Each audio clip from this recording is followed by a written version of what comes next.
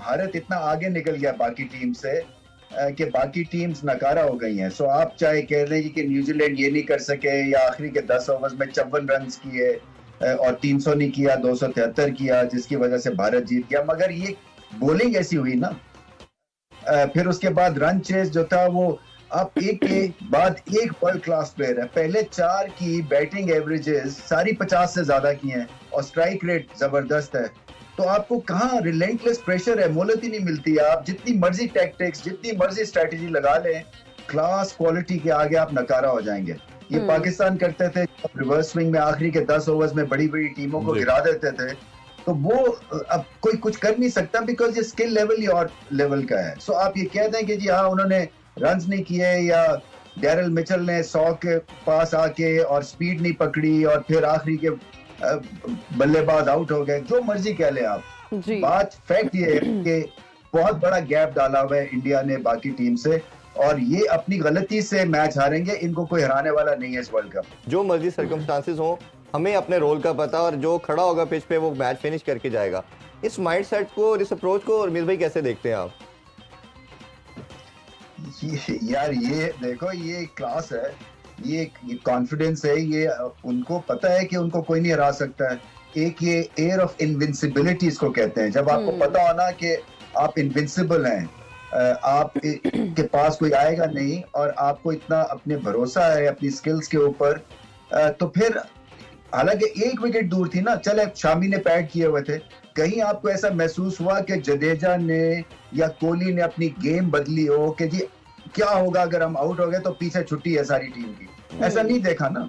वो छक्के भी मार रहे थे, वो चौके भी मार रहे थे, वो रिलैक्स भी थे, सिंगल्स भी ले रहे थे, क्योंकि उनको पता है कि ये आउट करने वाली नहीं है इस विकेट के ऊपर ये टीम न्यूजीलैंड की। सो ये एक तरह से आपका चलता है ना, जब आपका फॉर्म लगी हो तो फिर आप किसी को भी हरा सकते हैं। तो ये माइंडसेट की गेम होती है। क्रिकेट जो होती है ना, ये एक एनवायरनमेंट से आपको चैंपियन बनाती है और एनवायरनमेंट इस वक्त ये है कि अगर 4 भी फेल हो जाएंगे तो 5वीं 6वीं विकेट पे हम जीत जाएंगे, और अगर कुछ भी नहीं होगा तो बुमराह खड़ा होकर हमें मैच जिता जाएगा।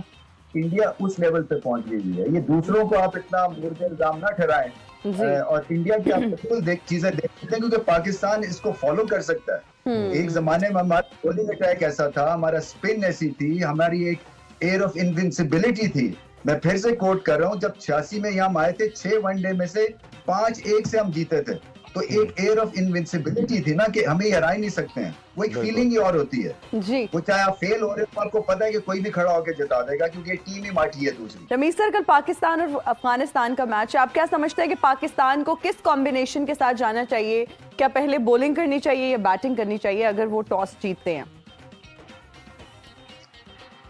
देखिए, यहाँ चेन्नई में मुझे ऐसा लगता है कि पहले बॉलिंग करनी चाहिए, इसलिए कि गेंद थोड़ा सा ग्रिप करेगा, ड्राई कंडीशंस मिलेंगी दिन में और इवनिंग में, क्योंकि यहाँ पे हब्स खासी है।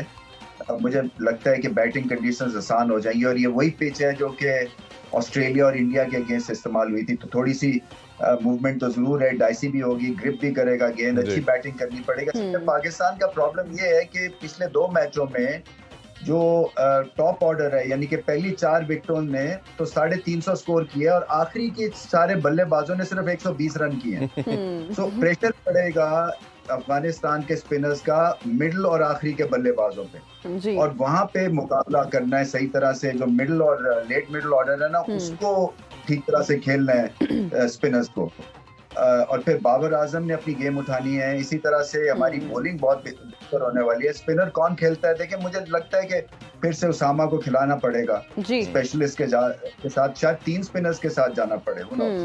अच्छा, जिस तरह आपने रमीज भाई कहा 3 स्पिनर के साथ जा सकते हैं, बट नवाज की अगर परफॉर्मेंस को देखते हैं तो काफी बिलो पार है। आपको लगता है कि कहीं ना कहीं सलमान अली आगा को भी किया जा सकता है कि चले हमारी बैटिंग भी स्ट्रेंथन हो जाए और इफ्तिखार के साथ हम 10 ओवर का स्पेल कर लें? देखिए, वो कोई ठीक है, कर सकते हैं आप एक्सपेरिमेंट, मगर मुझे लगता है कि नवाज उनसे बेहतर बॉलिंग ऑप्शन है।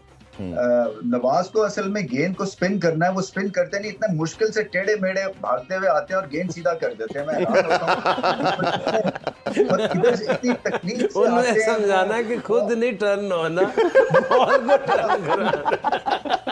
वो पॉज लेते हैं, मुझे ऐसा लगता है कोई यू नो वो कोई ज्योमेट्री का कोई फलसफा हल कर रहे हैं, वो जिस तरह से मुझे ऐसा लगता है कि पता नहीं क्या कोई एक इंटेलेक्चुअल वो गुम जाते हैं माइंडसेट में, और उसके बाद आके बिल्कुल पॉलिसी गेन कर देते हैं।